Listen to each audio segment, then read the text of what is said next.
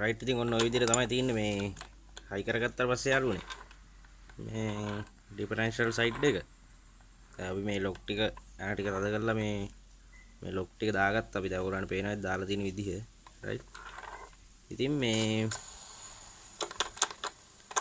මම ඔයගොල්ලන්ට තව දෙයක් කියලා දෙන්නම් මේක රිවර්ස් එක එන්ටර් වෙන්නේ කොහොමද කියලා. මේක රිවර්ස් එක යාළුවනේ අපි රිවර්ස් එක දැම්මාම රිවර්ස් එක එන්ටර් වෙන්නේ මේක තමයි රිවර්ස් බැරල් එක මේ තියෙන්නේ.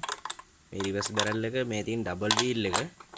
රයිට්. ඉතින් මේ ඩබල් වීල් එකේම ඩැමේජ් වෙලා නම් ඒවා දාන්න ඕනේ. මේ රිවර්ස් බැරල් එහෙම බලන්න ඕනේ. ඉතින් ගැලෙව්වහම ඒවා මේක යාළුවනේ රිවර්ස් එක වැටෙන්නේ මෙන්න මේ ඩබල් වීල් එකේ උඩ වීල් එකට මෙන්න මේ රිවර්ස් වීල් එක. මෙහෙම අපි අරහෙන් ඉස්සරහින් ලිවර් එක රිවර්ස් එකට දැම්මහම මෙන්න මේ විදිහට තමයි වැටෙන්නේ. රයිට්. නෝමල් ඔහම දුවනවා.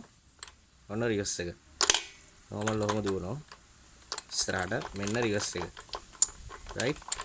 මේ උඩ ඩබල් වීල් එකට තමයි වැටෙන්නේ. රයිට්. එතනට වැටෙන්නේ මෙන්න මෙතනින්. මෙතන ඉන්නේ. රයිට්. මෙන්න මේක තමයි. මෙන්න මේ සෙට් කෑල්ල තමයි සෙට් වෙන්නේ මෙන්න මෙතන මේ කානුවට. රයිට්. අපි හවුසින් පළුව හයි කරගන්නකොට මේ කානුවට ඒ පින් එක දාලා තමයි අපි දාන්න ඕනේ මෙන්න මේ කානුවට. රයිට්. රයිට්. එහෙනම් ඉතින් මේ වගේ වැදගත් දෙයකින් ආයි හම්බෙමු. සුබ දවසක් ඔයගොල්ලන්ට. ජය වේවා. අපි ඉතින් ඊටු ටික මේක හයි කරගෙන යනවා. වාහනේට තියන්න ඕනේ.